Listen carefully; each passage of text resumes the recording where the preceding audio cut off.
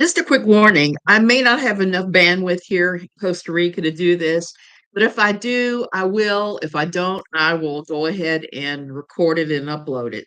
But I'd rather do this live, but I'm fired up this morning. I'm angry. Why? Because Mark Driscoll, Mark freaking Driscoll, yet again. If you know who I am, great. If you don't know who I am, I'm Suzanne Titkamar. I used to write about the evangelical world for Pathos, a column called No Longer Quivering every day for like 10 years. And that column came out of my own years in the same sort of non-denominational, high demand religious organization. CULT church is a lot of these that I'm talking about. Um, I have been to 10 trillion of these conferences and seen crazy stuff through the years. Hey, Lil, how you doing? You just joined? Well, thank you. I appreciate that. So, as I was saying, this has been my jam, my secret obsession for years now. I wrote about it, I'm still writing about it, and I'm doing the odd YouTube video. First of all, don't reach out to anybody that I've talked about. And here we don't need to harass anybody. No harassment. And these are just my opinions, but man, they are fired up opinions today. Why? Because of what happened this weekend at the Stronger Men Conference, led by John Lindell. Oh, you love them. Yeah, well, thank you. The Stronger Men Conference by John Lindell, who is a AoG pastor. He's an Assemblies of God pastor. Through the years, I've watched the Assemblies of God kind of come into this whole sphere of um, non-denominational evangelical crazy town. I've seen them join sometimes. And if you don't know who Mark Driscoll is, he had a church called Mars Hill. Okay, Mars Hill in Seattle had all these satellite campuses. It was the biggest growing church, and he was constantly writing books and making stupid statements. Like one time he called women penis homes. Penis homes. Oh my goodness. I can't even begin to tell you how offensive that is in so many different ways. But he has said a lot of horrible stuff through the years and done some. Now, I gotta admit, he reached a population that had been completely forgotten about in evangelical town, the old punk rockers. He reached out to the new and the old punk rockers and got them in, had worship music that appealed to them, had men strong teaching like this, where they were talking about one thing or another, being so masculine, you be a manly man, manly man, manly man. You know, that whole stupid thing that goes around in these taco type churches, the totalitarian, authoritative church organizations where men rule and women drool, where men have to be manly all the time and take out the trash, earn the job, earn the money, and just be king turd of you know what hill and do nothing when they get home. Sit back with, I would say, with a Budweiser in their hands. But I'm not sure that Mark Driscoll ever went there with it. Sit back with something in their hands while the wife struggled to clean the house, corral all the kids, oversee homework, homeschool, do various things. And the husband mowed the grass and took out the trash because those were masculine pursuits. And sometimes did the yard, did the landscaping, because that's a masculine pursuit, which I have to tell you is the stupidest way to approach it ever. There is something to be said about getting out there with a chainsaw and taking down a tree you hate when you're frustrated. I've done it. It's not necessarily masculine or feminine. It is just whoever needs to get around to doing it, as much of life is. So here you have Mark. He's teaching this horrible hyper masculinity that's just awful. do everything else so the men takes out the trash and be grateful. Yeah, be grateful and be groveling at their feet and express no negative emotions ever. Be so grateful. Be oh my dear, you're so big and strong. Thank you so much. Thank you, thank you, thank you. I'm so happy you took out the trash instead of saying, hey, can you shift that out of here? That would be considered rebellion in that group. Well, Driscoll had his comeuppance. A bunch of things went down with Driscoll, and I'm not going to rehash all of them here. I am going to rehash the one that pisses me off personally the most, which is Driscoll kept writing books, horrible, toxic books, and they ended up on the New York Times bestseller list. How did that happen? Because Driscoll was buying up thousands upon thousands upon thousands of copies using church funds, which is illegal. That is gaming the system to make sure that you end up on the New York Times bestseller list. So that's what he did. And I don't find that anywhere now. I think that's been buried, but that's one of the things that he did. Here in Costa Rica, I know a whole pile of people who came out of that tradition that are Mars Hills refugees who've told me things about Mark and about everything that went down. And it's just disgraceful and disgusting. And the most disgusting part was Driscoll waited a couple of years and he came back. Oh, my bad. I'm back. And that was a problem with Pathos. We had a lot of people left over Driscoll because Driscoll was given his own blog at Pathos to write. And everybody on the non-religious sector that watches toxic religion was going, what? And half of them quit that were clamping the hardest about it. And I don't get any more than they did. This is a place that gave Bristol Palin a blog where she did stuff like tell everybody to shut up when they were upset she got pregnant out of wedlock a second time. So I wasn't real surprised. Mark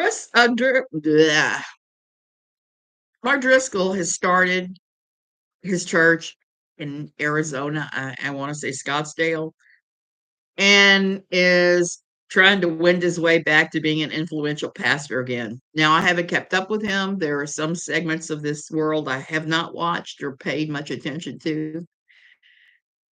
Well, this weekend at the Stronger Men Conference, the conference guy who's heading it all is John Lindell, the AoG pastor I was just talking about. And he had a guy perform an opening act. Good morning from Los Angeles. Hey, Jamie. Good morning from Costa Rica, from Tamarindo. So this opening act, and I don't want to get mangle the guys' names. I'm not even going to say it. The opening act at the Stronger Men Conference was a guy who's been on America's Got Talent. He also apparently does adult entertainment, and he came out and did his pole dancing. And I saw a little clip of that. I didn't think it was too bad. He did a shirtless pole dancing and then did a sword swallowing act. Okay, so Driscoll was outraged by this, but rather than Driscoll handling it in a biblical way, which would have meant him going to John Lindell and saying, hey, I had problems with this because of this. Instead of handling it in a graceful biblical manner, or even, saying after the conference was over, you might have not done that. Driscoll charges out, grabs his microphone, and goes, yeah, I got to talk about that stripper that came out. Blah, blah, blah, blah, blah, blah. It's Jezebel Spirit. Oh, lordy, lordy, lordy. The Jezebel Spirit. The Jezebel Spirit is whatever these dudes decide they don't like. Instead of handling it like an adult, they handled it like a church. Yes, exactly. They handled it like church wars. Boom. Instead of handling it like that. And like I said, the clip I saw what the guy did, it wasn't bad. Was it church appropriate or conference appropriate? Probably not. And we know that these hyper masculinity organizations, these churches, these taco churches, they always take masculinity to the weirdest places. Instead of saying a truly masculine man helps his wife when she's sick, a truly masculine man is a servant of his wife as well as a leader. They don't recite the scripture in Paul that says the husband and the wife are supposed to submit one unto the other. Don't handle any of that. It's more like I'm a manly man. Here's all my manly man stuff. Here's my sword. Here's my stupid hating of gay things, but bringing gay things around. Remember the other day I showed a cover of a Bible study my husband was going to where the guy in it was a warrior and he was wearing a helmet and leather hot pants. That's not sensual in any way. The other way. Just laughed at that when I saw it. I said, Fundy Town, bringing the GAY to everything. And not that I have anything against LGBTQ community, because I don't. I adore them. I always have. But righteous gemstones, exactly. So that's what I was reminded of. I was reminded of righteous gemstones. Remember when Kelvin in season 2 was like, muscle, my muscle men, daddy, and he had his little muscle men group, and they were flexing and doing these shows to kids all over the place. Unfortunately, that's really happened in evangelical town. That is not something that Danny McBride pulled out of his rear end. That happened. I remember them coming to Fredericksburg, where Danny McBride went to church. I remember a group in the mid-90s coming like that and thinking, no, there's nothing gay about these guys flexing their oiled muscles and acting like a Tom of Finland ad, is there? There's nothing gay about this. I just seemed kind of homoerotic. Let's just put it that way. All of it did. All of it did. All of it did. And homoerotic is okay if you admit what it is. But if you try to say it's masculine men, you and I are going to have a problem because I'm going to say, oh, yay, no. And this stupid thing caused Driscoll to go out on the stage, start losing his mind, and then John Lindell stopping him and saying, get out now. Which I'm not sure that was the right way to handle it either, but at least there's something to be said for that. So I gotta admit, I kind of laugh when I see these guys fighting, when I see them fighting over what masculinity is. But I really wanted to talk a little bit about the Jezebel spirit because they love to trot this out. If you're dancing with your hips, and I've had this happen. I was at a church in Florida, and I forgot the name of it. It's a big one that they have in Florida and California. Anyway, I was dancing during worship, dancing and singing, and somebody came up to me and told me to knock that off because I was dancing with my hips, and that was Jezebel Spirit behavior. How can you dance without your hips? I don't know. I guess maybe like, I don't know. I don't know. But many times they go in these crazy places with this, and you're like, what? I heard my own pastor speak about Jezebel spirit a number of times. Like one time he got after women at our church for wearing, guess what? Sleeveless blouses, like I have on now because it's 100 degrees out there and I have to go out there and buy groceries in a few minutes. And I don't want to melt, okay? So hair up, sleeveless on, and up yours, Pat, our old pastor. I'm not sweating to death. So he was saying this, and myself and the other women of a certain menopausal age are looking at each other like, WTF, what did he say? Ah!